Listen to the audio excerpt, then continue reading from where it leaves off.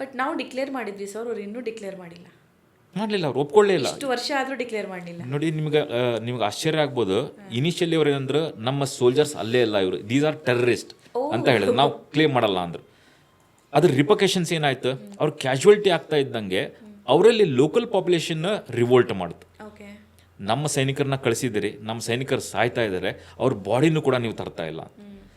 ಆಮೇಲೆ partially accept ಮಾಡಿದ್ರು, ಹೌದು ನಮ್ಮ ಸೋಲ್ಜರ್ಸ್ ಅಂತ ತೊಗೊಂಡು ಹೋಗೋಕೆ ಸ್ಟಾರ್ಟ್ ಮಾಡಿದ್ರು. ಯಾವಾಗ ಕೌಂಟ್ ಜಾಸ್ತಿ ಆಗೋಕ್ಕೆ ಶುರು ಆಯಿತು, ಮತ್ತೆ ರೆಫ್ಯೂಸ್ ಮಾಡಿದ್ರು. ಸೊ ನೀವು ಇದು ಇಟ್ಸ್ ಆನ್ ರೆಕಾರ್ಡ್. ನೀವು ಇವತ್ತಿಗೂ ಕೂಡ ಯೂಟ್ಯೂಬಲ್ಲಿ ಹೋಗಿ ಸರ್ಚ್ ಮಾಡಿದ್ರೆ ಸಿಗುತ್ತೆ. 0.4875 ನನಗೆಲ್ಲಿ ಪೆಟ್ಟು ಬೀಳುತ್ತೆ, ಕ್ಯಾಪ್ಟನ್ ವಿಕ್ರಮ್ ಹತ್ರ ಎಲ್ಲಿ ತಿರ್ಕೊಂತಾರಲ್ಲ, ಅಲ್ಲಿ 12 ಜನ ಪಾಕಿಸ್ತಾನಿ ಸೋಲ್ಜರ್ಸ್ ಶವಗಳನ್ನು ಅವರ ಪಾಕಿಸ್ತಾನಿ ಫ್ಲಾಗ್ ಹಾಕಿ ಅವ್ರ ಪದ್ಧತಿ ಪ್ರಕಾರ ಅವ್ರನ್ನ ದಫನ್ ಮಾಡ್ತೀವಿ. ವಿ ಆಲ್ಸೋ ಕೂಡ have done the same thing. ನಾವು ಸೌರಭ್ ಕಾಲಿ ಅವ್ರಿಗೆ ಏನು ಮಾಡಿದ್ರಲ್ಲ, ನಾವು ಅದೇ ಮಾಡಬೇಕಾಗಿತ್ತು. ಅವ್ರಿಗೆ ಕೌಂಟೇ ಇಲ್ಲ. ನಾವು ಎತ್ತಿ ಬಿಸಾಕಿದ್ರೆ, ಕತ್ತು ಕಡ್ದಿದ್ರೆ, ಕೈ ಕಡ್ದಿದ್ರೆ ಯಾರೂ ಕೇಳೋರಿರಲಿಲ್ಲ.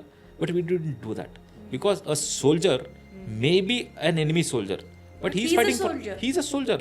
That due respect has to be given. ಆ ರೆಸ್ಪೆಕ್ಟನ್ನು ನಾವು ತೋರಿಸಿದ್ವಿ.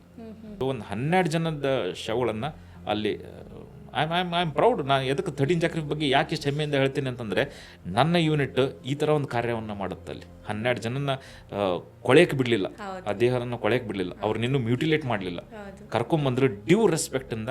ಅವ್ರಿಗೆ ಹೆಂಗೆ ಲಾಸ್ಟ್ ರೈಟ್ಸ್ ಏನು ಮಾಡಬೇಕಿತ್ತಲ್ಲ ಅದನ್ನು ಮಾಡಿದ್ರು. ಪಾಕಿಸ್ತಾನಿ ನ್ಯಾಷನಲ್ ಫ್ಲಾಗ್ ಹಾಕಿ ಅವ್ರನ್ನ ಕ್ರಿಮೇಟ್ ಮಾಡಿದ್ದು.